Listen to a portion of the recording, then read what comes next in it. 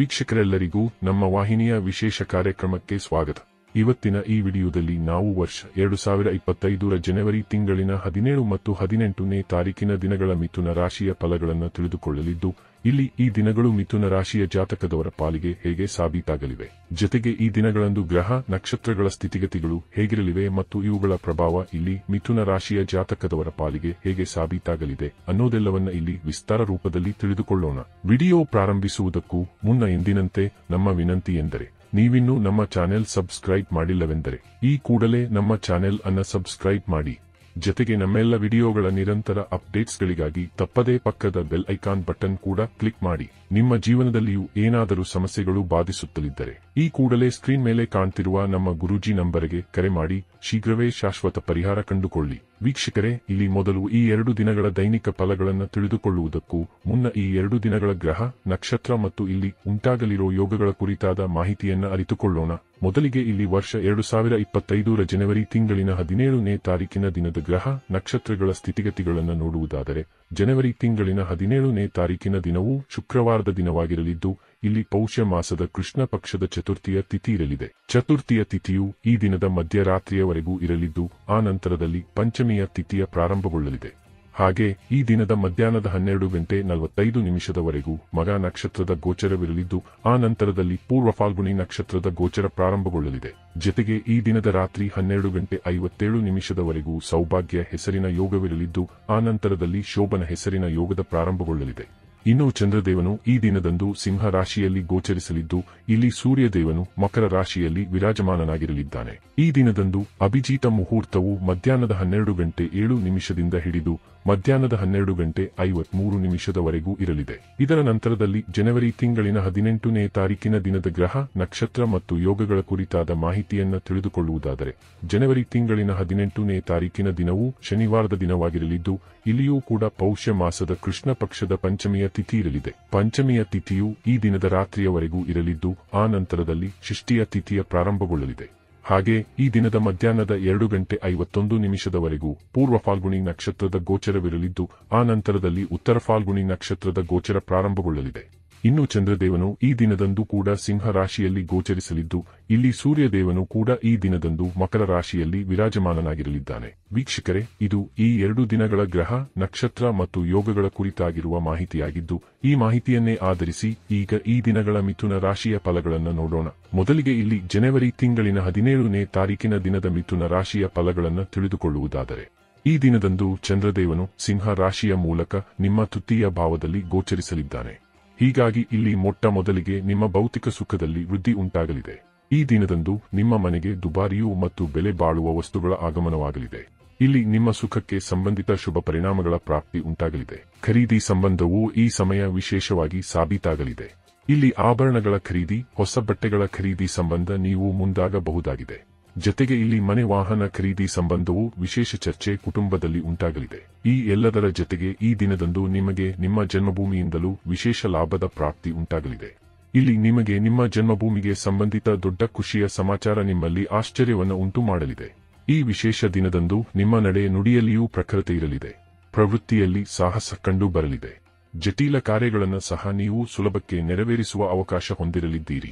ಈ ವಿಶೇಷ ದಿನದಂದು ನಿಮಗೆ ಮಾತಾ ಪಿತೃವಿನ ಸುಖದ ಪ್ರಾಪ್ತಿಯೂ ಕೂಡ ಉಂಟಾಗಲಿದೆ.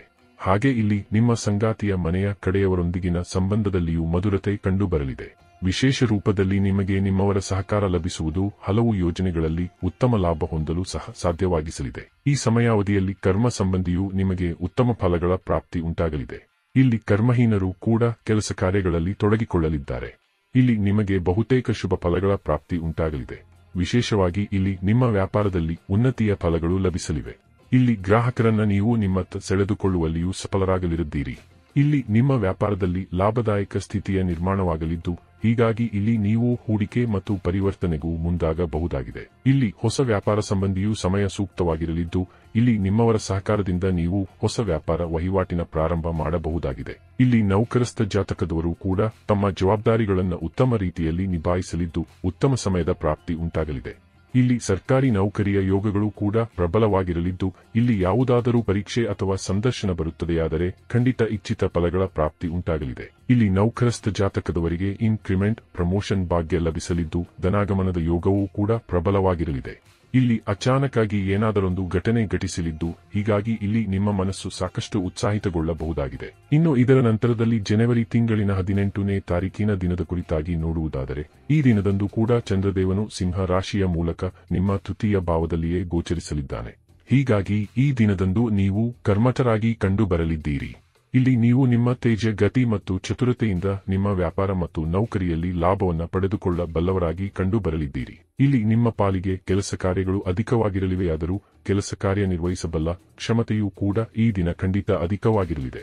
ಇಲ್ಲಿ ನಿಮ್ಮಲ್ಲಿರುವ ವೇಗದ ಗತಿ ಮತ್ತು ವಿಶೇಷ ಪ್ರಖರತೆಯಿಂದ ನೀವು ನಿಮ್ಮ ಜಟಿಲ ಕಾರ್ಯಗಳನ್ನು ಸಹ ಸುಲಭಕ್ಕೆ ಪೂರೈಸಬಲ್ಲವರಾಗಿ ಕಂಡು ಬರಲಿದ್ದೀರಿ. ಇದರ ಜೊತೆಗೆ ಈ ದಿನದಂದು ನಿಮಗೆ ಪಾರಿವಾರಿಕ ಸುಖದ ಪ್ರಾಪ್ತಿಯಾಗುವುದರೊಂದಿಗೆ ಪರಿವಾರ ಸದಸ್ಯರ ಪರಿಪೂರ್ಣ ಸಹಕಾರದ ಪ್ರಾಪ್ತಿಯೂ ಕೂಡ ಉಂಟಾಗಲಿದೆ. ಜೊತೆಗೆ ಈ ವಿಶೇಷ ಸಮಯದಲ್ಲಿ ನಿಮಗೆ ಜನ್ಮಭೂಮಿಯಿಂದಲೂ ಭರಪೂರ ಲಾಭದ ಪ್ರಾಪ್ತಿಯಾಗಲಿದ್ದು, ಇಲ್ಲಿ ವಿಶೇಷವಾಗಿ ಯಾವುದಾರೂ ಭೂಮಿಯೊಂದರ ಮಾರಾಟದಿಂದಲೂ ಧನಲಾಭದ ಯೋಗವಿರಲಿದೆ. ಈ ದಿನದಂದು ನಿಮ್ಮ ಕಾಗದ ಪತ್ರಗಳ ವ್ಯವಹಾರಗಳು ಕೂಡ ನಿರ್ವಿಘ್ನವಾಗಿ ಸಂಪನ್ನಗೊಳ್ಳಬಹುದಾಗಿವೆ. ಅಲ್ಲದೆ ಇಲ್ಲಿ ನಿಮ್ಮ ಬಹುತೇಕ ಪೆಂಡಿಂಗ್ ಕಾರ್ಯಗಳು ಕೂಡ ಸಫಲತೆಯ ಪೂರ್ವಕ ಸಂಪನ್ನಗೊಳ್ಳಲಿವೆ. ಈ ಸಮಯದಲ್ಲಿ ನಿಮ್ಮ ಭೌತಿಕ ಸುಖದಲ್ಲಿಯೂ ವೃದ್ಧಿ ಉಂಟಾಗಲಿದೆ. ಇಲ್ಲಿ ನಿಮ್ಮ ಮನೆಗೆ ಭೌತಿಕ ಸುಖಕ್ಕೆ ಸಂಬಂಧಿತ ವಸ್ತುಗಳ ಆಗಮನವೂ ಕೂಡ ಆಗಬಹುದಾಗಿದೆ. ಇಲ್ಲಿ ಜಾತಕದವರ ವಾಹನ ಅಥವಾ ಭೂಮಿಗೆ ಸಂಬಂಧಿತ ಅಪೂರ್ಣ ಕನಸು ಕೂಡ ಈಡೇರಬಹುದಾದ ಸಾಧ್ಯತೆ ಇರಲಿದೆ.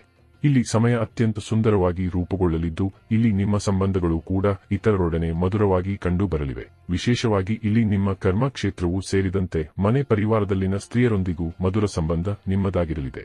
ಇಲ್ಲಿ ಆಯಾವ ಸಂಬಂಧ ನಿಮ್ಮಿಂದ ದೂರವಾಗಿತ್ತೋ ಆ ಸಂಬಂಧವೂ ಕೂಡ ಈ ದಿನದಂದು ನಿಮ್ಮೊಂದಿಗೆ ಬೆಸೆದುಕೊಳ್ಳಬಹುದಾದ ಸಾಧ್ಯತೆ ಖಂಡಿತ ಇರಲಿದೆ. ಈ ವಿಶೇಷ ದಿನದಂದು ನಿಮಗೆ ಪಾರಿವಾರಿಕ ಸುಖದ ಜೊತೆಗೆ ದಾಂಪತ್ಯ ಸುಖದ ಪ್ರಾಪ್ತಿಯೂ ಕೂಡ ಉಂಟಾಗಲಿದೆ.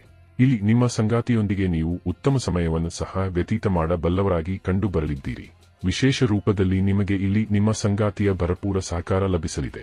ಇದರಿಂದಾಗಿ ಇಲ್ಲಿ ನೀವು ನಿಮ್ಮ ಜವಾಬ್ದಾರಿಗಳನ್ನು ಉತ್ತಮ ರೀತಿಯಲ್ಲಿ ನಿಭಾಯಿಸಲು ಸಾಧ್ಯವಾಗಲಿದೆ. ಇಲ್ಲಿ ನೀವು ಸ್ಟಾಕ್ ಮಾರ್ಕೆಟ್, ಕಮೋಡಿಟಿ ಸೆಕ್ಟರ್ನಿಂದಲೂ ಲಾಭ ಹೊಂದಬಹುದಾಗಿದ್ದು, ಈ ಕ್ಷೇತ್ರದಲ್ಲಿ ಹೂಡಿಕೆಯನ್ನು ಸಹ ಈ ದಿನದಂದು ನಿರ್ಭಯವಾಗಿ ಮಾಡಬಹುದಾಗಿದೆ.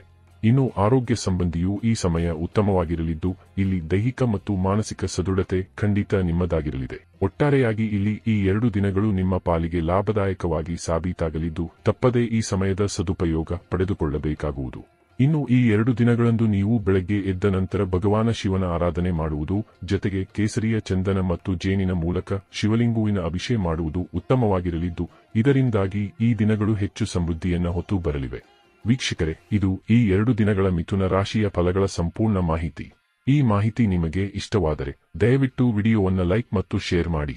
ಹಾಗೆ ಚಾನೆಲ್ ಸಬ್ಸ್ಕ್ರೈಬ್ ಮಾಡುವುದರೊಂದಿಗೆ ನಿರಂತರ ವಿಡಿಯೋ ಅಪ್ಡೇಟ್ಸ್ಗಳಿಗಾಗಿ ತಪ್ಪದೇ ಪಕ್ಕದ ಬೆಲ್ ಐಕಾನ್ ಬಟನ್ ಕೂಡ ಕ್ಲಿಕ್ ಮಾಡಿ.